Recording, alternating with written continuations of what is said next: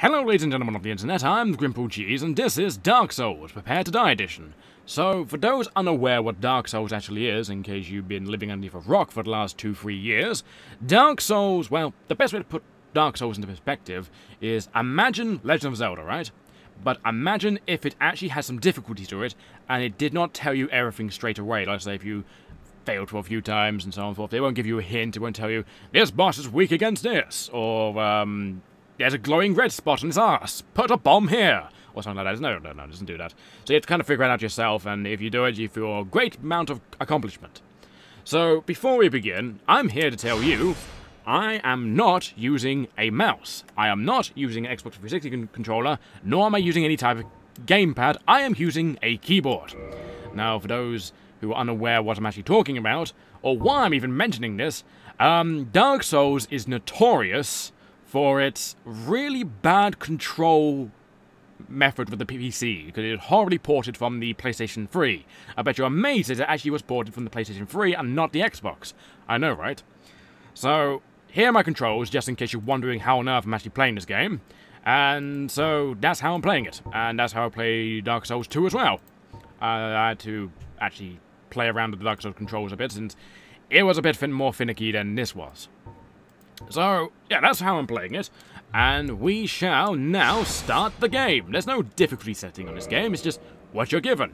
So here's our lovely little character. He's in a nice suit of armor, a bit of leather here, and he's got a nice sword and shield. Yeah, he looks a bit fancy, doesn't he? So let's give him a name first of all. Well, we shall name him after our always lovely protagonist, Mister Fibbles. So Mister Fibbles is fighting the world today. Mister Fibbles is, of course, male. And the class. Now, the class is how you begin the game. Now, you default start as a warrior. You have high strength, dexterity, start with decent armor, and it's generally a decent class to start with. You have knight, which basically you have really good armor, which doesn't get outclassed until quite a bit in the game. Well, you can go past the beginning with actually quite good armor, but the only drawback is its heavy armor. Extremely heavy, and you can't deal with heavy armor to begin with. So if you can do that, well, go right ahead.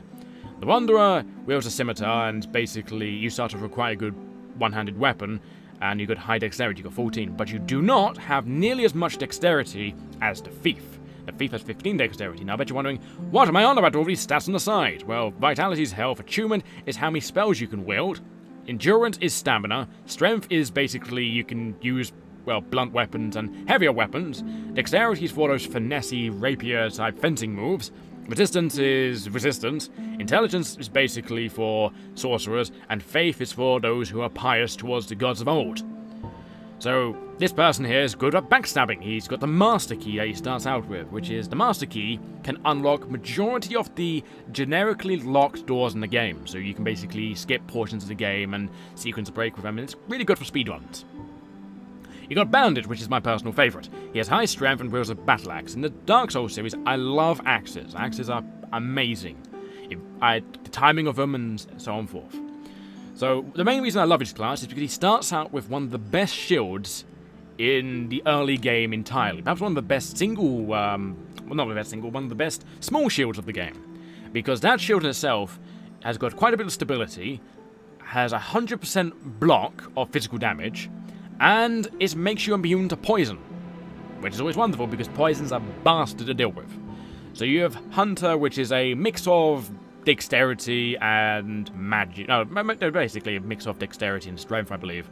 Yes, it is. But it says he's weak with magic, but to be honest, he's not that bad. Because if you look at a Hunter and look at him, the intelligence is not that bad compared to the Bandit and so on and forth. So it's a bit more of an all-round melee class the Hunter he is. So you have the Sorcerer, who is, well, the Sorcerer. He's got high intelligence, high attunement, and he starts with a puny dagger, little armor, a silly hat, and a tiny shield with a little knob on it. You have the Pyromancer, who's cast fire spells from the get-go. Pyromancies are incredibly powerful. They don't really scale for anything other than intelligence, but other than that, they're actually kind of free-roaming. They have a lot of base damage, and they're good if you don't really spec into magic, but you still want to use magic, so they're great. They start with a hand axe, not as good as a battle axe, but it's still something, you know. So you have the Cleric. The Cleric is a bald guy wearing a tattered robe. Now this guy can basically, he starts off with healing, and he basically can allow you to go having an early faith build, I believe. If you go a certain covenants are basically multiplayer stuff that give you additional benefits, he can basically cast lightning bolts out of his hand or his fingertips, not like Alpha Palpatine, yeah, let's go say Oprah. He can't fire lightning out of his fingertips like Oprah, but he can basically muster in his hand like Zeus. So Depraved is basically a challenge run. Basically, you don't start off with anything really useful. You get no early benefits. You just start with a generic, crappy club and a wooden shield that can't block crap all. That is what we'll be starting with, because it's either the Cleric or the Depraved. But the Cleric himself, if you look at him, he doesn't really have... The only thing that's really beneficial in him is the Faith, and starting at level 2. But Depraved allows me to go any way I want, and I haven't quite decided how I want to do this playthrough just yet. So I think I'll pick him, even though he is level 6, so yeah, I'm got a bit of a level problem compared to all of these. At least I'm not the Pyromancer with... Pyromancer's level 1, apparently. Wow, so if you want to go an early build, I'd probably say Pyromancer. The levels are basically, you acquire more experience to level up with the more levels you have, so that's one of the main issues there. So we will just go Depraved. Why not? Because after we've got a nice little loincloth here, a nice snail trail, and we also need to sort that little bald patch we have there. When I mean a giant bald patch, I mean we're clean shaven. We need to gain a wig. Now, your gift depends on how you want to play the game. Well, the early game anyway. So you have the Goddess Blessing, which is, alright, it's about 3 of them in the entire game. They're basically full health, and they remove any type of ailment on you. Fantastic things, but they're so limited, it's just not worth having at all. You have the Black Fire Bombs, which apparently explode upon impact when thrown, and they're more deadly than STD bombs. I don't know who would fill up a chemical bomb with STDs, but I'm not going to judge, you know, those sadistic bastards in this land. So you have Twin Humanities, which... It's alright if you want to go a bit early PvP or multiplayer. Humanities in this game, what they do is, well, the best way to basically put it across is they allow you to go into multiplayer by becoming human. Human is right here because we normally start off as something different. If you don't know what I mean, then I won't spoil it just yet. So you have binoculars just in case you want to view away those lands far, far away. You have the pendant, which has no effect in this game whatsoever. It's just, I want a pendant. Nothing more, nothing less. You have the Master Key, which is what the Thief starts off with, and it basically opens any, well, basic lock.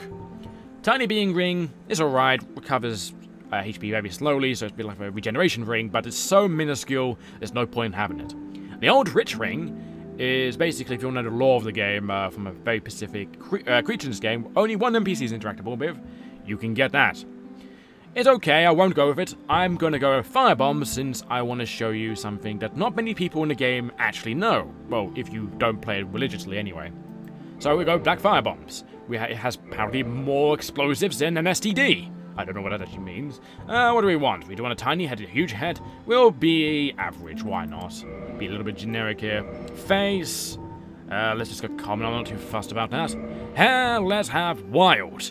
Natural long hair accented by sweat. That sounds something that Mister Fibbles would have, and why not have light brown? It kind of matches our loincloth. Actually, what does dark brown? Does dark brown suit my loincloth? Not so much, so it's go with light brown. There we go, it kind of matches my body hair ever so slightly. Actually, I wonder, if I go purple, does my... No, it's still brown. Strange, it's like it's just dyeing your hair ever so slightly. So, I'm more than happy with what I've done here, so this is how I'll be starting out. Depraved, and so we get a nice wooden club, a nice wooden shield, a firebomb, so we've got some more explosives. Well, 100 times more explosives than a fusion reactor. And we shall accept. Shall we start a game with this character? Yes.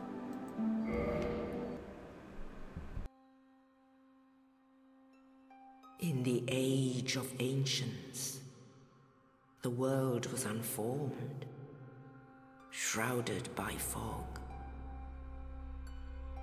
A land of grey crags, arch trees, and everlasting dragons.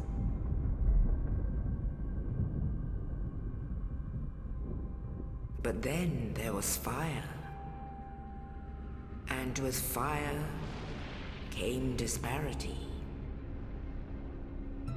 Heat and cold, life and death. And of course, light and dark.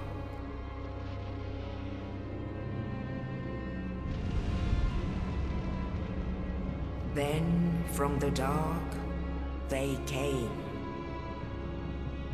and found the souls of lords within the flame.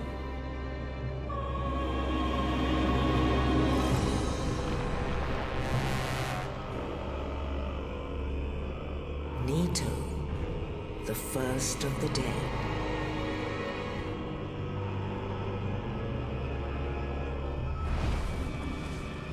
The Witch of Izalith and her daughters of Chaos. Gwyn, the Lord of Sunlight, and his faithful knights. And the furtive pygmy, so easily forgotten.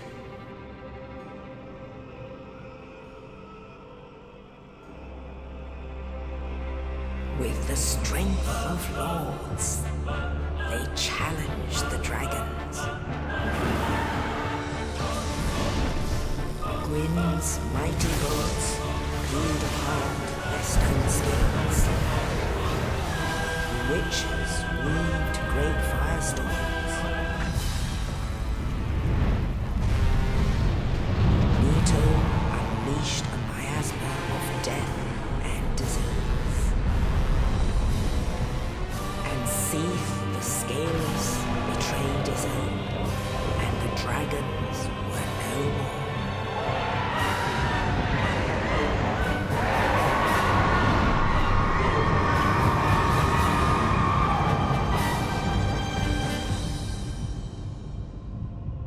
Thus began the Age of Fire.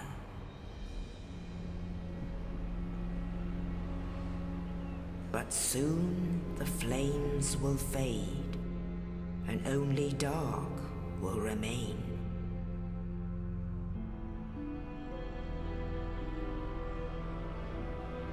Even now, there are only embers.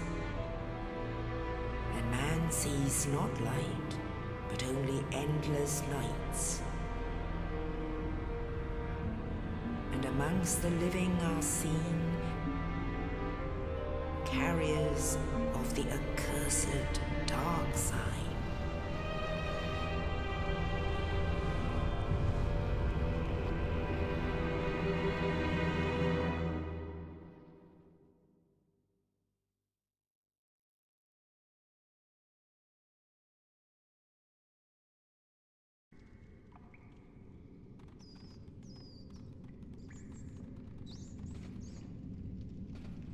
Yes, indeed. The dark sign brands the undead.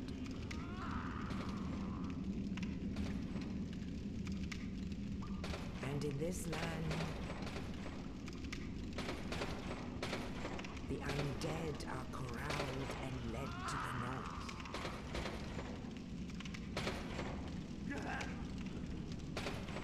Where they are locked